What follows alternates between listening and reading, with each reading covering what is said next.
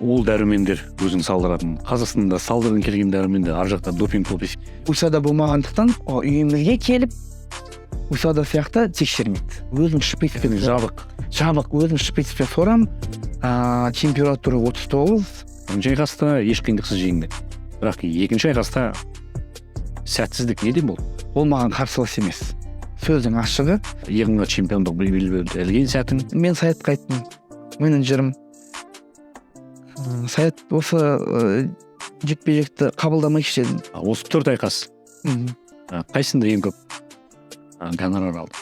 Қазақбайшылық соның бәрін өкінем қазір. Контракт келді, контрактке ағылшынша білмейсің.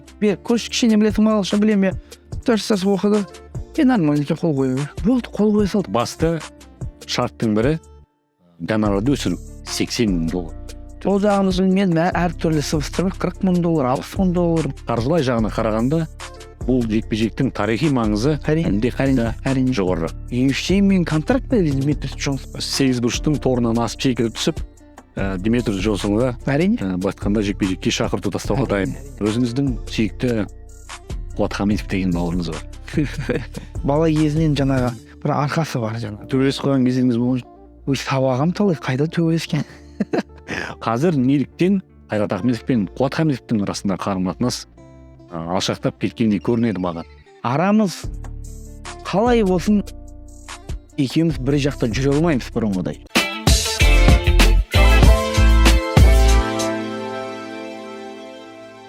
Физика жағынан, функционалка жағынан, жаңағы 5 раунд жекпе-жек бұл жарты сағат ойлаңызшы өзіңіз. Білмеймін оны қалай фармакология қалай оны нету керек екен. Оны Қазақстанда мүлдем жоқ. Бізде жаңағы спортивный врач Қазақстанда жоқ.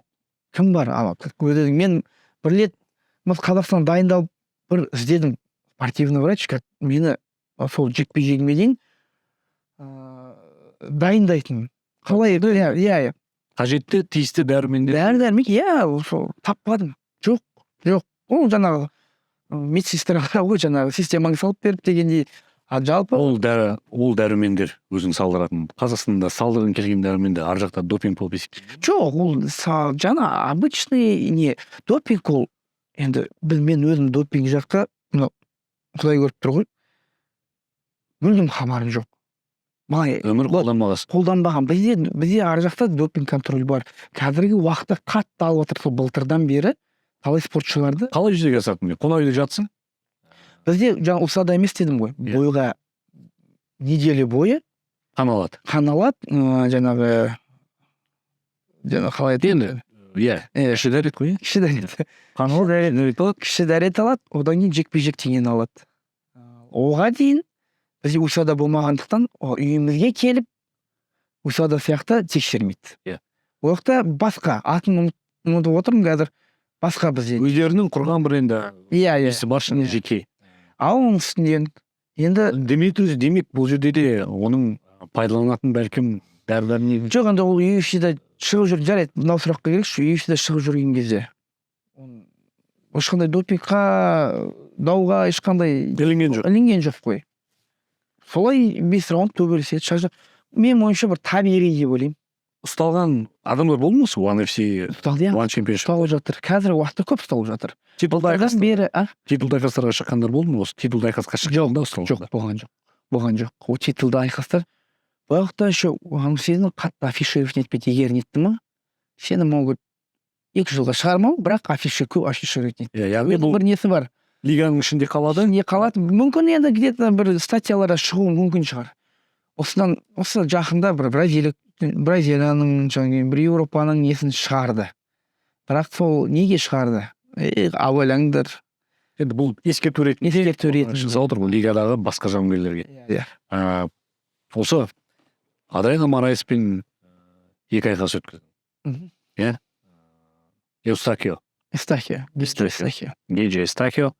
2 айқас есеп 1-1. Бірінші айқаста еш қиындықсыз жеңді. Бірақ екінші айқаста сәтсіздік неден болды? Енді жаңағы бірінші жекпе-жектен Адриан айтып кеткен, екіншісі бір түрлі екен, жаңағы өзімді оправдывать еткендей, бірақ не дегенмен ол маған қарсылас емес. Сөздің ашығы, ол маған Эстахио маған мүлдем қарсылас емес. Сол күні Құдайдың өзі оған көмектесіп бір қуанышты бір күнге жеткен шығар деп ойлаймын. Мүмкін оған ол жекпе-жек әлдеқайда менен қажет болған шығар. Өйткені турнир Филиппинде өтіп жатыр. Екеуміз 5 раунд жекпе-жекке шықтық. Екеуміз мен кішкене басымдықта болдым деген ойдамын. Бірақ турнир Филиппинде болып жатқаннан кейін мен білдім. Өйткені Қазақстанда болып жатса енді мүмкін Қазақстанда мен қолым көтеретін бе еді. Мен білдім. Ешқандай спорт Көрушілер тарапынан бұра тарфы болды. болды. Физикалық жағдайың жақсы болды ма? Физикалық жағдайым дұрыс болған жоқ. Мен ауырып шықты. Мен Саятты өзі ренжіме, Саят еститін шығар. Сол мен Саятқа айттым. Менеджерім. Саят осы жекпе-жекті қабылдамайыншы дедім. Бір апта қалды ұшуға. Неге десем, мен өте қатты ауырдым. Жаңағы Таиландта стаф инфекция деген болады. Өте жаңағы иммунитетім түсіп кетеді. Содан кейін сыздауық дейміз ғой біздің қазақша. Сол қолтығымның астынан үлкен сыздауық шықты да, оның үстіне өнегі жоқ екен да. Оны жаңағы өзім шприцпен жабық өзім шприцпен сорам. Температура 39. Еще салмақ қолау керек. Жекпе-жекке бір апта қалған. Бір апта қалды, салмақ қолау керек. Одан 2 апта қалған кезде жекпе-жекке 3 раунд емес 5 раунд деп шығарған жоқпын главный бой вечері. Мен 3 раундқа дайындалып жатқанмын. Оған да көндім. Бір машинациялар болды деп ойлаймын. Ол жағын енді бір мал шоу, енді организацияның өзі біледі, оны айтпай ақ қойын. Бірақ мен сол жекпе-жектен кейін ол Адриананы ұтты, чемпион болды. Осал жігіт емес. Жоқ, осал жігіт емес. Осал жігіт емес. Өте мықты, төзімді, опыты көп, тік тұрып айқасудың шебері. Сол енді мен айтайын, бірінші жекпе-жектен екінші жекпе-жекке шыққан кезде мүлдем басқа эстафета болды. Физикалық тұрғыда енді мен ол көзбен көрмегеннен кейін сол кезде ойлар пайда болды. Или мен әлсіз болдым ба, жаңағы ауырған күшім жетпеу, өзім физический тұрғыда мен өзім білемін да, физический тұрғыда мен қайта осы физический тұрғыда бәрімен төзімдірек боламын, күшім көп дегенде осы шоу оның күші көп сияқты болды да. Мүмкін Қазір жеп шыққан шығар. Ол да мүмкін мен жаңағы осал болып шықтым, слабы болып шықтым. Енді жаңағы денсаулықта болған ақау дейміз ғой. Сыздау. Енді өтті кетті, жарайды. Осы Эстакионың болған 2 жекпе-жек. Адриано Морайспен болған 2 жекпе-жек. Бұл енді жалпы өзіңнің мансабыңдағы One Championship'тағы өрлеу, құлдырау, осы бір кезеңде, өтпелі кезеңдер басында жақсы иығыңа чемпиондық белбеуді ілген сәтің. Осы 4 айқас. Қайсында ең көп гонорар алдың? Стандарт жоқ, ондай бізде стандартный контракт деген бар. Ол біреумен, мынамен төбелессең, жекпе-жек шықсаң қанша аласың? Чемпионмен шыққан кезде өсе ме, өспей ме ақша? Сен чемпионды ұтқаннан кейін келесі белбеуді қорғасаң өседі. Бұл менің бірінші контрактым кішкене аздап, кішкене дұрыс контракт алған жоқ. Мен менеджерсіз, ешкімсіз, өзім айдаладан контракт, Саят жоқ, ана Берік қызлардан жігіті бар бауырымыз, Берік. Фамилиясын Шарапатович. Олар мен былай ғой, қадақпайшылық соның бәрін өкінемін қазір. Контракт келді, контрактке ағылшынша білмейсің. Берік, көрші кішкене білесің, ағылшынша білем, 4 сас оқыды. Нормальныйша қол қоя бер. Болды, қол қоя салды. Уақытта не болып отыр? Сол кезде жас спортшыларға айта кетші. Келісімшартқа қатысты. Қазір жас спортшылар уже сана сезімі, жаңағы ойы уже қазір бұрынғыдай біз сияқты емес. Біз осы Саят сияқты адамдардың рөлі осы кезде қажеттілігі. Әрине, ол кезде Саят, енді Саят ол кезде менеджер сырасын, жаңа жұмысын енді аттар бастап келе жатқан кезде, ол да әлі қазірге қасқыр емес. Ол сол кезде Саят болған кезде бәлкім басқаша болады. Саят араласқаннан кейін жағдай өзгерді. 180 градусқа өзгерді. Саят олармен ұрысты, татуласты, төбелесті. Сотқа берем деп. Кішкене ол да бар бәрі. Саят енді өзінің мансабындағы бәрін жаңағы өзінің несі ғой, жаңағы қалай айтсам болады. Өзінің енді біліктілігі, өзінің ақыл айласы, қасқыры десек болады, ондай азаматтардың шындығында бар екеніне қуанамыз. Бірінші келісімшарттағы жекпе-жектің гонорары мен екінші жаңарған келісімшарттағы гонорар салыстырмалы түрде мөлшерін жер мен көктей. Мына жақта неше жылқының құны деп айтуға болады? Ол қазір жылқыны санап отыратын секе енді бұл Бірге мысалы міне жеңіске жетсең бірге екі эффект болады. Қалай енді иә салыстырмалы түрде бірінші келісімшартпен қарағанда 2 есеге өсті, иә? Иә. Бір үйір жылқы 2 үйір жылқыға айналды. Енді Макларенмен болған жекпе-жек мысалға Америкада өтіп жатыр. Мына жақта қатты өспеді, бірақ өсті, аздап өсті. Қатты емес, иә. Енді қазіргі жекпе-жегіме мен жаңа айтып өткен бұл жақта Дмитрий Джонс шешеді, организация шешеді. Мен ең соңынан шешетін бірақ мен өзімнің условиям бар. Условиямды олар орындайды деген ойдамын. Ол қаражат жағынан. Иә. Яғни басты шарттың бірі гонорарды өсіру. Өсіру? Иә. Бірақ өсірмеген жағдайда мен бұл жақта мынау жекпе-жекте ақша үшін ғана емес. Бұл жақта жаңағы тарихи сәт болғаннан кейін бас тартпайсың. Жоқ, мен ақшаға нетіп жаңағы ешқандай ой болып жатқан жоқ. Біріншіден тарихи сәт, өзін сынап көру жаңағы өзінің қалай кім легенда аңызбен жекпе-жек өткізіп тарихта қалу. Әрине. Екіншіден ғана ол мүмкін жаңағы гонорар. Екінші кезекте ақша. One Championship бар. UFC-ге қаншама кіріп жатқан бауырларымызға жаңағы келісімшартын алып беруіне, әрі қарай келісімшарттың жаңғыртуына тағы басқаға өте көп көмегін тигізіп жатқан азаматтың бірі. Саудаласуға келген кезде, осындай ұрысуға келген кезде, яғни өзінің спортшысының былай айтқанда өзінің спортшысын қорғау, оны ары қарай бағасын өсіру, осыған келген кезде қандай адам ол? Саят енді жаңағы ол жағынан енді қатырады. Енді шын айтқан кезде мен ойлаңызшы, Ақтаудың Қазақстан азаматы бүкіл әлемге қазақтың спортшыларын танытып жатыр. Қазақстанда ғана емес, бүкіл Россия, СНГ, басқа бәрі Саятпен жұмыс істегісі келді. Ол неліктен? Ол біріншіден Саяттың ұнайтын жері айтты ма істейді. Енді адамгершілігі өте мол. Қай жерде болсын, қол ұшын созып көмектесуге дайын. Дановатпен таптығын қарыматы. Иә, адами қасиеті жақсы да, сол жағына шешем, пример для подражания дейміз ғой жаңа. Дмитрий Джонсонмен жекпе-жек болады деген жаңалық осы Макларенмен болатын айқастың алдында білдің ғой? Жоқ, білген жоқ, бірақ соған тура келіп тұр, ол 100% біліп отырдық. Мынандай ғой сөздің ашығы. Егер мен организацияға қызық емес болып, осы жекпе-жектен кейін маған бермеуге Дмитрий Джонспен шығармаса, мен сөздің ашығы осы жерде эксклюзив интервью деп жатырмыз ғой. Мен бүйтетін едім. Екінші вариант. Тогда жаңағы Чатри Биг Босс дейміз, өте мықты кісі. Соған келіп айтып жүрмін, егер өтетін болса, тогда мен жіберіңіздер.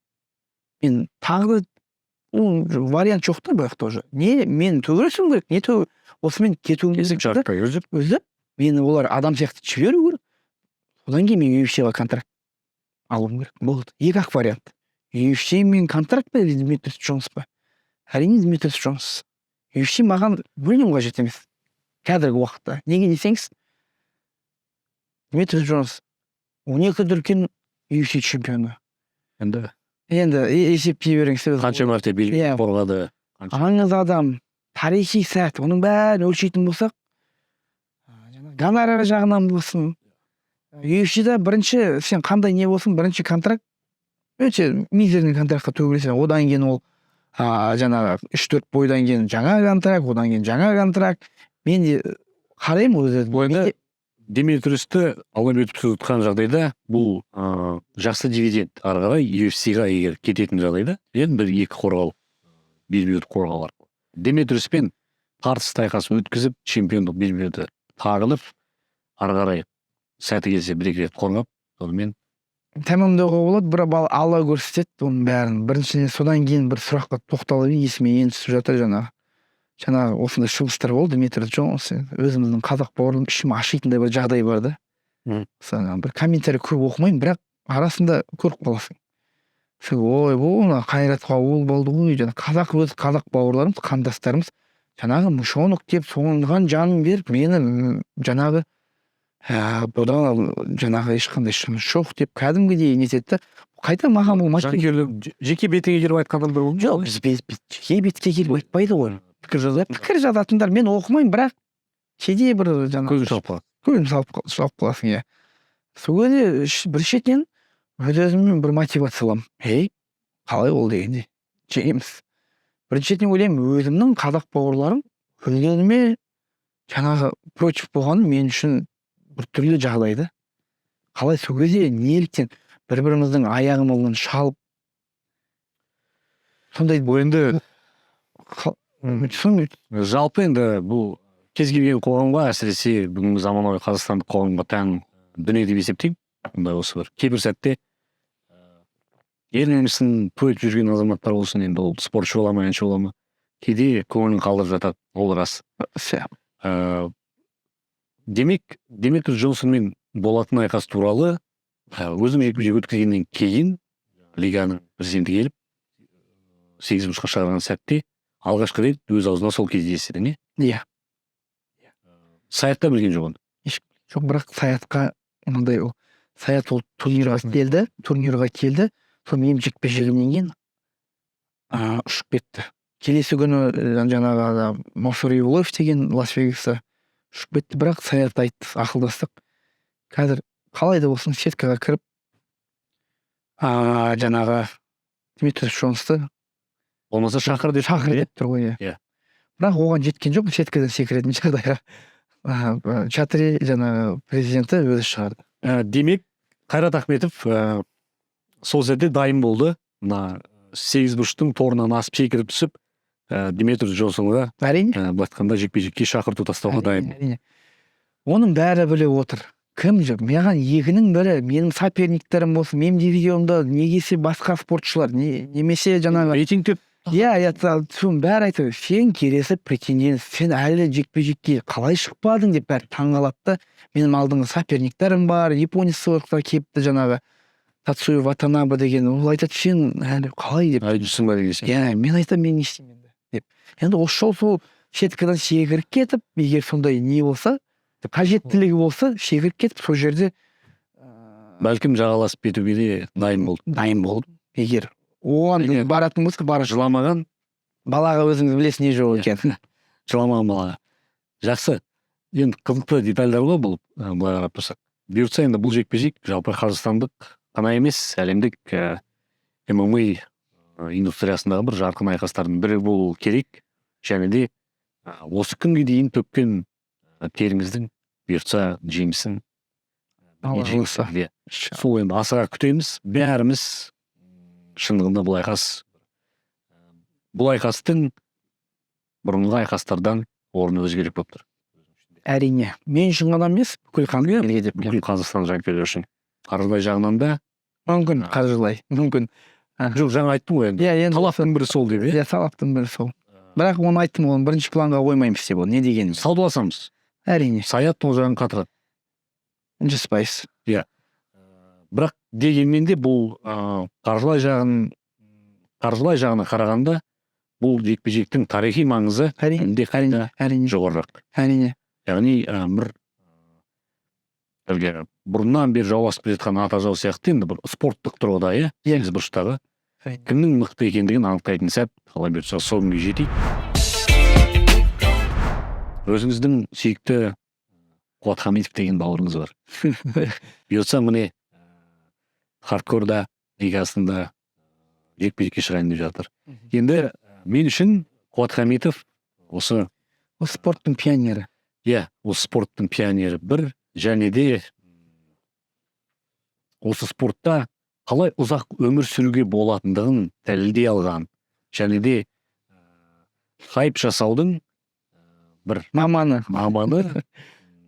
ұстасы деп айтамыз ба, нақ шебері, сонымен қатар халықтың көңілін дәл табуды білетін, бірақ кейде өзіне бір асыра сілтеп қоятын Бағымдай. мен әркез айтам, өлетін жерін білетін адам деймін да. Өте ақылды ақымақ. Иә. Енді Қуат бауырым ренжімесін. Алаш Прайд лигасы, жаңағы Данияр Қасқарауов ағамыз бар.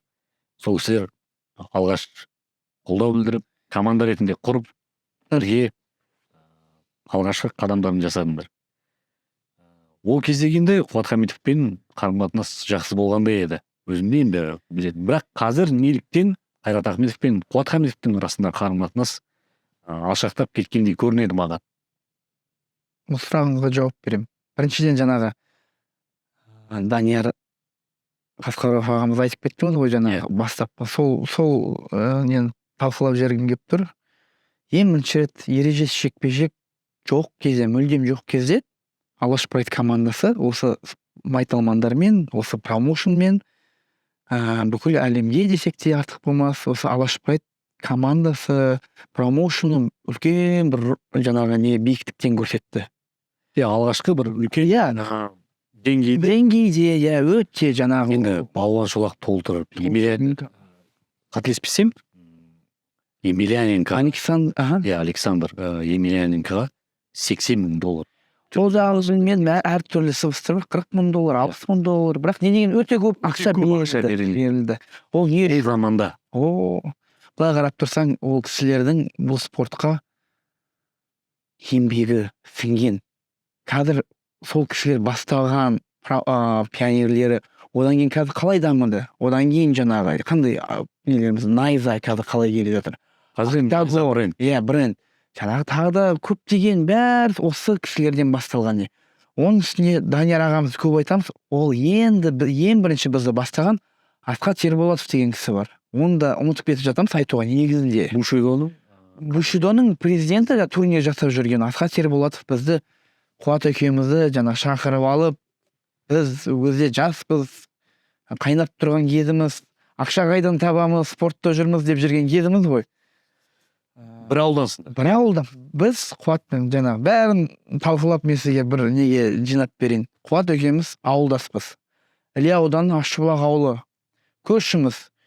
Огородтан былай секірсем, мен огородтан былай секірсем былай. Бала кезімізден бірге өскем. 3-ші класс. Әке-шешеңіз тұрады сол жақта, Әке-шешем тұрды, сол ауылда тұрады. Ол жаңағы Қуаттың да әке-шешесі сол ауылда тұрады, бірақ кішкене алыс жақтап кетті. Енді әркім өзінің үй салды, жаңағы не дегенде.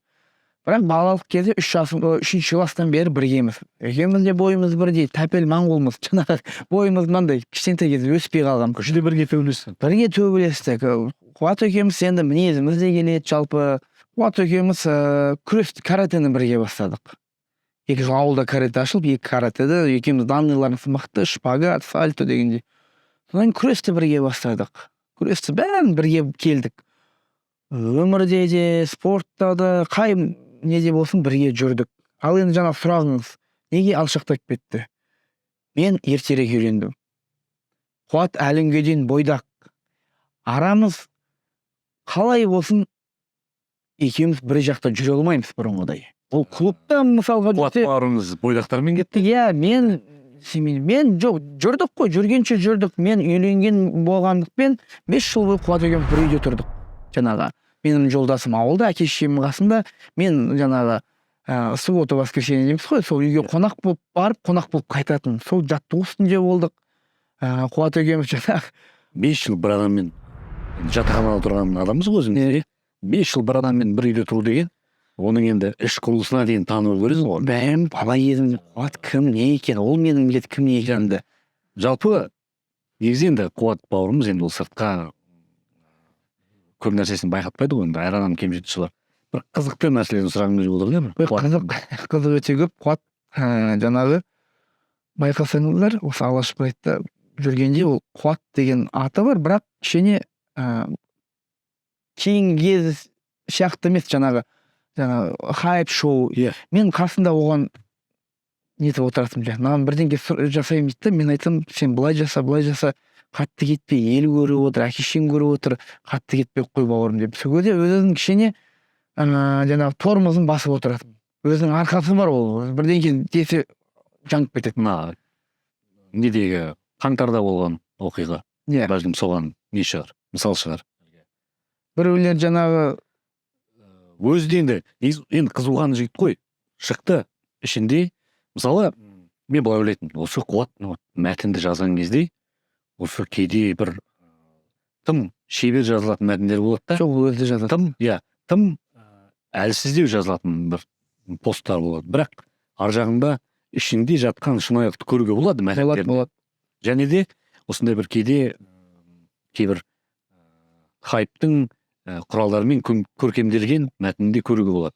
Бірақ мынау қаңтар оқиғасы кезінде әлгі митингке шықты, елдің басында тұрды. Сол кездегі ол ішіндегі нәрсесі деп ойлаймын. Азаматтық позициясы оның. Иә. Сондай нәрсесі бұрыннан бар ма еді? Бар, арқасы бар, өзінің баяғыдан арқасы бар. Қалай айтсам болады, бала кезінен бар. Лидерлік бір қасиеті бар оның да. Оның үстінде бала кезінен жаңағы бір арқасы бар жаңағы. Төбелесіп қойған кезіңіз болған жоқ? Сабағым талай, қайда төбелескен? Қалжыңда төбелескендегі кездеріміз болды, бәрі балалықпен ше. Бірақ жаңағы ол өзіме сыйлайтын жаңағы аға ретінде жаңағы кішкене болсын жарты жыл үлкен, бірақ не дегенімен ақылы бар жігіт негізі. Былай неткенімен Қуат өзі кішіпейіл. Бірақ кейінгі кезі бұрын сөз айтсам жаңағы нететін жаңағы қабылдайтын. Қазір енді қасында болмағандықтан кішкене айтсаң өзінікін бұрып шыға келеді. Оны енді мен айта алмаймын ғой. Бірақ енді араларыңызда бір реніш жоқ, Жоқ, реніш жоқ, ешқандай реніш жоқ. Тек осы мынау бойдақтық, өмір салты басқа, арасында нетіп тұрамыз деп, арасында жаңағы реніштік баланс, арасында жаңағы тату тәтті өзіміздің қандай не болсын, жақсы болсын, жаман болсын, жақсы қылықтарын көрсесін, жаманлықтың бәрімен бауырым ол. Енді осы Қуатқа қазір 8 burçтан кету керек деп. Жоқ, енді Қуаттың өзінде біледі, уақыт келген. Ол қазір Қуат үлкен бойларға өзіне шықпайды біледі. Ол неге? Ол бұрынғыдай пахат етпейді. Бұрын ол өте пақыры болған. Енді қазір мен әлі үйтіп пахат етсем жоқ, Қуат пахат еткен, күрес жүрген кезде жақсы күрескен жалпы. Кейіннен мысалға менің ойымша былай. Біз уақытында өз уақытысымен қыдырдық, жүрдік, студент болдық. Қуат сол уақытта тренировка істеді. Біз қыдырып, жаңағы жүрген кезде тренировка істеді. Одан кейін үйленіп, біз уже жаңағы тұрақтылық болғаннан кейін Қуат кішкене қыдырып бастады. Бірақ ол өте сол жағы өте қиын жағдай тұр. Неге десеңіз, бәрі уақытысымен болу керек. Жаңағы жекпе-жектердің бәрі опытпен жүр ол қазір. Негізі тәжірибенің арқасында. Ол енді спортты қойсын деп айтпаймын, ол да заработок қой бұның наны. Әлде не істеді жаңағы. Бірақ жаңағы хардкор, жаңағы немесе бір үлкен хайповый бойлар. Шулы жекпе-жектерге Қуаттың шыққаны жақсы және керекті. Бірақ енді мынау мен шынымен уайымдайтыным, осы Қуаттарды апарып темір торға қамап, артынан тепкінің астына алып, қолын қайырып, ұрып соққан. Сол кезде біраз денсаулығына өзі айтты ғой, зақым келді депші. Содан кейін келеді ғой. Содан кейін ойлаймын ғой енді, бәлкім Қуатқа шынымен де ақырындап кеткен дұрыс шығар. Бір-екі жекпе-жегін жасап, қаражатын алып, енді аты да бар, заты да бар. Ол Қуат уже мынандай ғой, ол Қуат бренд. Ұтылсын, Қуатшы. Оның сол Қуаттың көргені жаңағы шоуына келеді біреу. Ол Қуаттың фанаты ұтылып қалса да, ештеме жоқ. Ол Қуатқа былай келетін сияқты. Жанкүйерлердің тең жартысы. Мынау кеше қатты сөйледі ғой, мынау қатты сөз айтты. Осылай осының бір жаңағы жеңілгенін көргім келеді деген ниетпен адамдар келетін сияқты. Келеді. Ол жеңілсін, жеңілмесін. Жаңағы көбісі жаңағы Қуатты сол шоуына сөйлеген, жүріс-тұрысына. Шоу. Шоу демекші. Азат Мақсым бауырымыз, Ассалаумағалейкумға қаншалықты осы нәрсе керек? Тіпті UFC. Енді UFC басқа талап. Өзіңді қатты шоу қылып көрсете алмайсың, не деген. Өзінің шектелі бір ограничениясы болады енді. Енді біздің бауырларымыз ондайға неге жаңағы словесный перепалка дейміз, қалай жаңағы оған ондайға әлі дәрежеге жеткен жоқ. Ағылшын тілді меңгеру керек ол үшін. Сен біреумен жаңағы айқасып, жаңағы сөз таластыра алатындай деңгейде ағылшын тілін жоқ. Біріншіден тілді білу қажеттілігі. Екіншіден біздің менталитет тәрбиен мойнымызға сіңген бір қасиетім сондайға жоқ. Асудан шығатын сияқты. Асу егер жақсы алып кететін болса, бұйыртса, ауызшасын дамытып алып, ары қарай жорғасы жақсы болса. Жоқ, оны жарайды, ол mesela кішкене қасында көмек керек. Көмек керек. Саяз сияқты кішкене Твиттерда кішкене жандандыратындай кішкене жекпе-жектерін. Маркетинг. Бірақ мен өзім қатты қолдамай. Маған көбісі айтады мынандай сұрақтар. Қайреке, сен неғып жаңағы шуламай хайповать етпейсің деп. Айтады ғой, атын шықпаса жер өрте деп. Мен жер өртей саламын. Проблема жоқ. Мәселе ода емес. Өзім де жоқ, ол ішкі дүнием де жоқ. Яғни ол шынайы шығу керек деп. Шынайы шығу керек, иә, оны өтірік жаңағы маска киіп алып, бүйтіп сөйтіп қуатқа жарасатын шығар. Ол шынайы болып жүр. Маған мен үйтетін болсам, бір бұрындары мынандай жағдай болған. Қасында досың кім, сол арқылы білесің дейді ғой, қуаттың жаңағы осындай қылықтарын. Мен де бір мүмкін сол бағытқа қарай таянғаным болған шығар. Жаңағы Гулядовта жаңағы, бірақ оның бәрі жасанды екенін білдім да, жараспайды маған. Яғни өзім үшін бір шекараны белгіледің? Иә, жоқ, шекараны белгіледің жасанды болғым келмеді. Ал егер расымен де менің жаңағы қалай айтсам болады, жекпе-жекке менің қарсыласым мені жаңағыдай сөзбен бір оталдыратын болса, мүмкін мен де көрсететін шығарым бір не жауап беруге. А былай әр спортшы өзім сияқты дайындалады, өзім сияқты жанұясы бар, өзім сияқты бала шағасын осымен асырап отыр.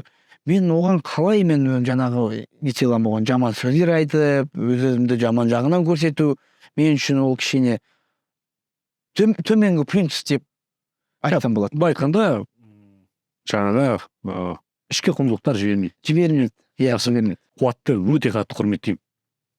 Жалпы болмысын, шынайылығын, сонымен қатар қуаттың қазақстандық MMA индустриясына алып келген жаңалықтары, трендтары мен үшін мойындауға тұрарлық дүниелер. Бәлкім ол сұмдық шебер төбелеспесе де, бірақ өзім білмеймін, сол қуат жайлы әзілдеген маған ұнайды. Арасында сторис алып қоямын. Харизмасы бар өзінің бір несі. Алаш Прайдпен қоштасуын ойымдағыдай болмаған сияқты. Айырылысу бір өзгеше нотада деп айтамыз ба енді? Көңілсіз нотада аяқталған сияқты. Мүмкін енді қатты көңіл. Реніш бар ма? Жоқ, реніш жоқ. Реніш болған жоқ. Реніш бір сәтте болды. Сол уақытта бір сәтте болды. Бір интервьюінде Данияр ағамыз айтып қалды, мен Қайрат кетіп қалды, жаңағы мен ол бауырыма да жаңағы етін жалып бергем деді да, жаңағы сиырдың етін ба, жылқының етін ба. Енді ол нелікті айтады? Менің жағдайымды сол кезде төмендігін былай қарап тұрсың, жағдайым төменділігі да. Мен Алаш Прайдта болғалып кеткелі бері мен байып кеткен жоқ. Бірақ сондай жағдайға жеткізуге болатын еді деген бір гәп болды ішімде. Қанша жыл еңбек еттім, Данияр ағамды сыйлаймын, бірақ сол кезде Данияр ағам сөзден шықпайтын. Не айтады? Жаңағы балалығым бар, сол тәрбиелі талай зат үйрендім ол кісіден. Көрдім, жүрдім, бір жақсы кезеңдер болды, оның бәрін айта отырып тұрып, бірақ ішімде бір жаңағы Данияр ағамен бір кездесетін жағдайда айтқым, аға кездесекші, мен жүре берейін да. Сондай бір жағдай болғанда жібергісі келмеді ме ол кісі әлде? Білмеймін, кездеспеді. Сол интервьюдан кейін, яғни екі жаққа адамдар. Енді аяғы сондай болып кетті. Бірақ кездескім келді, қолымды жігітше қолым етіп, Данияр аға, ол еңбегі көп ол кісінің. Көмектескен жерлері бар. Кішкене жаңағы не жағынан, соңғы не кезінен маған кішкене үйге көмектесті. Қалай көмектесіп? Үйлі паналы болуға, оға дейін мен квартирада тұрдым. Талай қиыншылықтар, бала шағамен анда болдық, мында болдық. Бірақ түбіне қарайтын болсақ, бәрі сол кезде ойлайды, Алаш Прайдта жүрміз, Қайрат жағдайы бар. Былай қарап тұрсаң, мен қатты жаңағы сол Алаш Прайдтан бір жақсы сыртқа жөнді қампайтып көрсеткенмен, қалай жағынан жұпынымыз. Қанты бүтін іші түтін болып жүрген кезді. Былай қарап тұрсаң, Алаш Прайд бәрі керемет болса, мен бір жағдайға жететін едім ғой. сол кезде кішкене Қазір қарым-қатынас қалай? бір уақыттар көптен бері көріспедік ол кісімен, бірақ көрген кезде мен көріп қай жерден көремін амандасам деп жүрдім. Енді ағам ғой, не болса да амандастым. бір қарағанда бір жаңағы Президентский паркте бір қатар жігіттермен тұр екен, сол кезде Данияр ағамыз кішкене ұнатпағандай болды. Бірақ енді мен кішіпейілмін, мен кішімін, ол кісі келіп амандасып ары қарай тренировкама жүгіріп кеттім. Одан кейін ол кісінің де ашуы басылған шығар. Қазір депутат ол кісі. Иә, депутат. Мәжіліс депутаты. Ондай болады деп ойладың ба, күттің бе? Оны өмір ғой, ол күттің күтпедің де емес мәселе. Бір енді естіген кезде Естіген кезде мен сразу қолдадым ол кісіні. Иә. Жаздым. Мен талай болғам сол кісінің айтқан сөзінде тұрады. Расымен де талай нелері бар. Жақсы. Және өмірлік тәжірибесі бар адам. Тәжірибесі бар. Енді осы жағын, мен өзімнің ағамды қолдамағанда кімді қолдаймын? Арамыз не болып кетсін? Жақсы кезеңдер болды ғой. Да, жаман кездер болады. Бұл тұрған ештеме жоқ. Өмір болғаннан кейін бәрі болады екен. Қандай да бір бастан іс өтпесе де, өмір өзі барлығын орнына реттеп қояды екен де. Кеше бір адамға ренішіңіз болса, бүгін сол ренішіңіз түкке тұрмайтындығын сіз осы күннің биігінде отырып түсінесіз. Иә, уақыт көрсетеді екен. Сондықтан адам негізі айтыр, көңіліне қатты алып қалмаса болғаны деп. Жаңағы бір рахметімді айтатын бір өзі бір-екі кісім бар еді. Мархабат. Иә. Осы тұрақты осы жекпе-жекке, оның алдында жекпе-жекке көмектесіп жүрген аға бауырларым бар жалпы. Осы Америкаға айттым, ол аяқ астынан нетіп кеттік жаңа. Қандай кетсеңіз, қаржылай кеші Баха деп, енді аты жөнін өзін ұнатпайтын шығар, Баха деген бауырым, өзінің досым. Сол кісіге рахметімді айтып. Бақытжан, Бақтияр. Баха. Қалай бола салсын, ол кішкене өзі анандай, не медианы онша жақсы, бірақ енді менің айтуым парыз да оны. Негізі бір қуанатынымыз сол Баха сияқты азаматтар қазақта баршылық. Болсыншы, иә, болсыншы. Неге дейсіз ба, өйткені болмаса жоқшылықта жүрдік қой талай, біреу нетіп, содан кейін енді болсын, спорт сонымен өседі екен. Қанша саласың, сонша аласың демекші. Соған енді сонда ағаларымыз көп болсын, артта келе жатқан жаңа буындарымыз бар. Жас бауыр, соларға қаржылай болсын, психологический тұрғыда бәрі жағынан көмектесінші.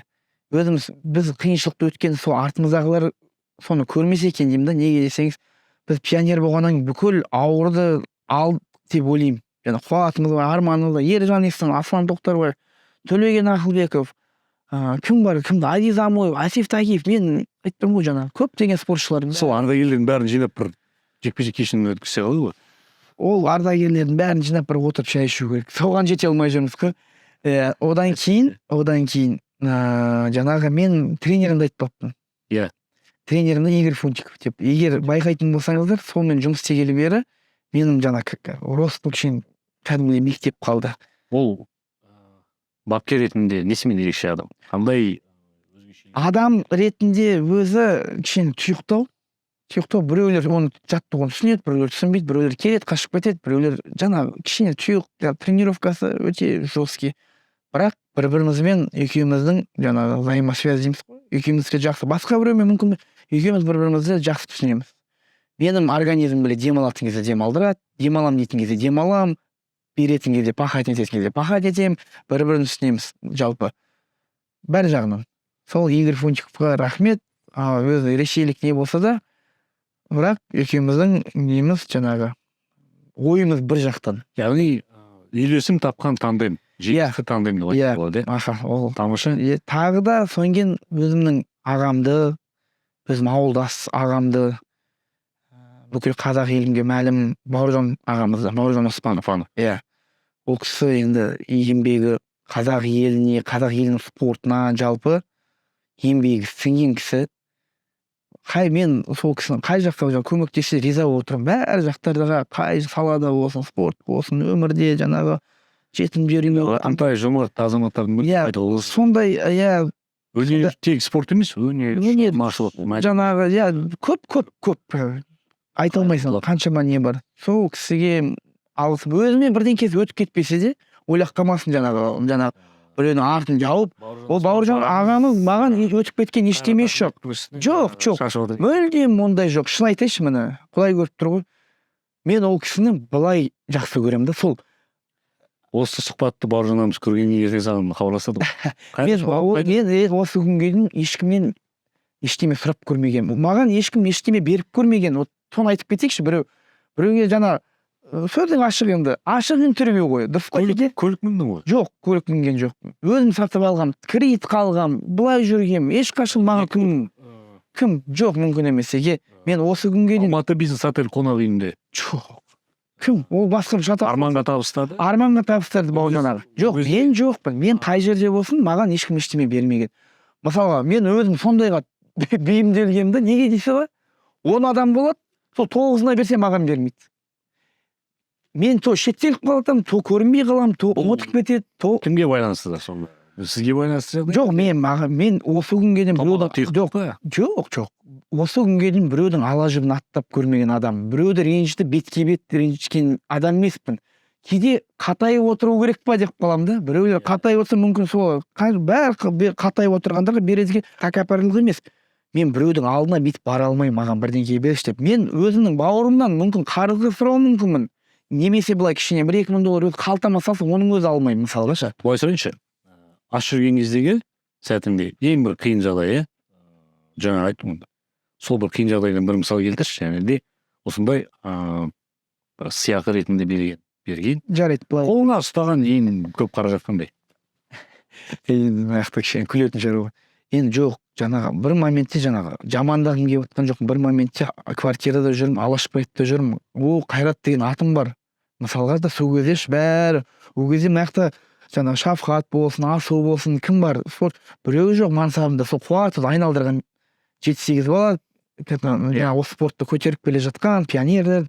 Сол кезде бізді бәрі телевидениеден көп көрсетеді. Ол кезде интернет деген ештеме жоқ. Сол кезде квартирада жүріп, нанға ақша таппаған кездер болған. Сонге Данияр аға, нанға ақша таппай жатыр, месте зарплата қалай болды деген. Жоқ, ол кісіде бергісі келетін шығар, мүмкін болмай қалап жатады. Бір ай жабылып, бір ай жабылмай қалуы мүмкін. Болды, ол кісінде бір сондай күндері болған шығар. Қысылған кезде. Ондай күндер болды. Соны айтып атқаным жаңағы Алашбаевтан байып кеткен жоқпын дегенім, жаңағы бір мені мынандай жағдай болмасында Қайратқа көмектестім, мен оны адам қылдым. Аяғы ол мені лақтырып кетті, кетіп қалды дейтін. Ондай жағдайға жеткен жоқпын. Ондай жағдайға жетсек, мен мысалға біреу көмектескен біреу болса, мені өміріме жалпы мен ол адамнан мен кетпеймін. Мен өмірім істеп отыр. Ондай болмағандықтан енді солай болып тұрды.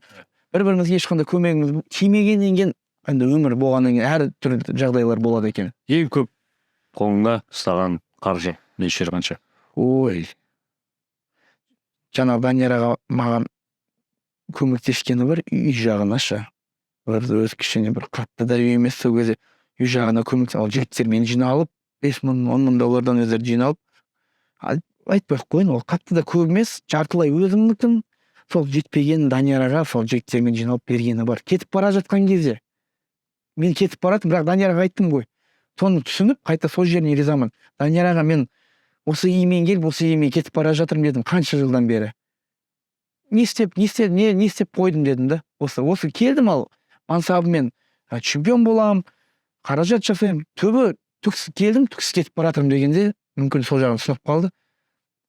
Үйім жоқ, көмегім жоқ, сол кезде көмегін деп жігіттермен жиналып, өздері бір осы Ақсай жақтан кішкене көмектесіп жүрген үйлері бар. Ол жағын не жоқ. Шавқат Рахмонов соңғы жекпе-жегінде $100,000, 50-50 алды дейді. Және бонуспен қосқанда 50-50 алды деймін, қателеспесем. 100-дің үстінде алды. Қателесуім мүмкін, бірақ оны қараңыз, оны жарайды, оны ойлайсыз. Салығы бар, анау бар, менеджерский бар, тренерский бар, анау Америкада 20% төлейтіні бар. Тағы да қарызы бар, кім біледі, анда мында аяғы бар, өзіне 30-40% қалып сатшы. Қателесің, $200,000 дейікші. Қайрат Ахметовтен неше жекпе-жекте табатын табысы? Ой, сіз қоймадыңыз бір сұрақпен. Жоқ, былай айтайықшы енді. Өз-өзіме жетеді, бір байып кеткен түгім жоқ, бірақ өзімнің семьямды, әке-шешемді асырауға, көмектесуге, кішкене болсын жаңағы өмір сүруге дейік қойшы, жаңағы жақсы. Гонорар ол бір бөлек та, ол сенің еңбекпен, қанмен тапқан, ол кәдімгідей. Бірақ мынандай жағдайлар болады да, біреу бонус алған кез болды ғой? Жоқ, бонус алған. Алла қаласа аламыз. Андай біреуге подарок істейді ғой, мысалға, біреу мен көріп жатырмын ғой, приятно да. Мысалға біреу сенің еңбегіңді бағалап, бауырың ретінде берсе, кәдімгі шешінесің. Өзім соны көрмегендіктен өзім айта алмаймын да. Мысалға қанша жаңа айтып отырмыз ғой. Білмеймін, мен тұзым жеңіл ма ол жағынан, біреу маған міне Қайреке мынандай жағдайлар болған. Мынандай түр жасап отыр керек шығар ондай кезде. түр жасап вот дұрыс айтасыз, түр жасап мынандайлы кезеңдер болған. Түнде звондап түнгі 3-те. Бауырым мен де мына осындаймын ғой. Саған машина подарить етсем, ана мен түнде бір емес, 2-3 рет болған осылай. Енді жүрегім дүрсілдеп, кәдімгі еңбегіңді бағалап, иә, менде аға бауырларым бар екен ғой деп жаңағы. Содан кейін бір ай өтеді, 2 ай, жарты жыл, что там, өзімде звондай алмаймын да. Енді шет жағасын білейінсе, Аллаху бір жоқ та, ол кісі осымен болды. Жүрегім дүрсілдетіп қоя салды. Ол жерде 1 рет болса, ол 2-3 рет болғаннан кейін мен кәдімгідей ешкімге не обязан дейміз ғой. Қазақстандық спорт жанкүйерлері оның ішінде қарапайым қазақ көрермендер үшін, қазақ тілді көрермен үшін ол Қайрат Ахметов бауырымыздың ішінде жатқан дүниесі, эмоциясы, әңгімесі әлде қайда қызықтырақ деген мақсатпен осындай бір арқа жарқа отырып әңгіме болсын деген ниетпен Енді сұрақтарды да шынында аса бір енді қатты қазбалап жатпадым. Басқа бір тараптан, басқа бір қырдан қоюға тырыстым. Әңгіме көңілден шықты деген ойдамын. Рахмет, шынайы біраз нәрсе айтылды. Әсіресе қуатқанымыз ренжітті. Жоқ, ешкім ренжімейді, бәрін. Әділі бар арасында жаңағы шеге сол шақырғаныңызға рахмет. Жаңа Америкада неткен бірінші эксклюзивный түрі маған берсін дегенде мен жаңағы қуана өйткені бір-бірімізді баяғыдан танимыз, жақсы араласамыз. Сол үшін себеп қуана келдім, бірақ бүйтіп ашыламын деп келген жоқпын. Қазір мен артыма қарап алсам біраз жерде ашылып қойыппын. Егер мен интервьюларыңызды байқайтын болса, оның алдында ешқашан ашылмағанмын деп ойлаймын. Өйткені тұйықтау болатын қойшы, оның бәрі жағдайды біреу біледі, біреу білмейді, жаңағы оның бәрін айтып қайтемін депші. Бүгін білмеймін, өзім ашылуға дайын келдім. Ел көрсін, ішкі дүниемді білсін, бір шетінен енді шынайы болайық, көрермендерді алдамайық деген бір нелер болды. Америкадан келе салып алғашқы ыстық, шынайы эмоцияңды, шынайы қуанышты жағыңмен бөліскеніңмен үлкен рахмет, қуаныштымын. Енді арақта спорт жанкүйерлері бұл Қайрат Қазақ Ахметов бауырымыздың алдында үлкен тарихи жекпе-жек күтіп тұр. Жеңісті жекпе-жегін көретін күнге бірге жетейік. Жанкүйерлік танытыңыздар. Үнемі осы сәттен бастап Қайраттың Instagram парақшасына жазылып, ширақтық танытып, пікір қалдырып, Деметриус Джонсонның Instagram парақшасына шабуылдауды қазіргі сәттен бастайық. Оны қазақ жанкүйерлері өте тамаша жүзеге асыра алады. Сондықтан бұл да Деметриус үшін бір жақсы сигнал болады деген үміттеміз. Жетіп, сол жерде көк байрақты көтеретін күнге жетейік. Бұл спортнама жобасы қазақ спортының кешегі, бүгінгі және ертеңгі тарихы. Мен Серік Ноян. Бізбен бірге болған Қайрат Ахметов. Ассалаумағалейкум. Ассалаумағалейкум.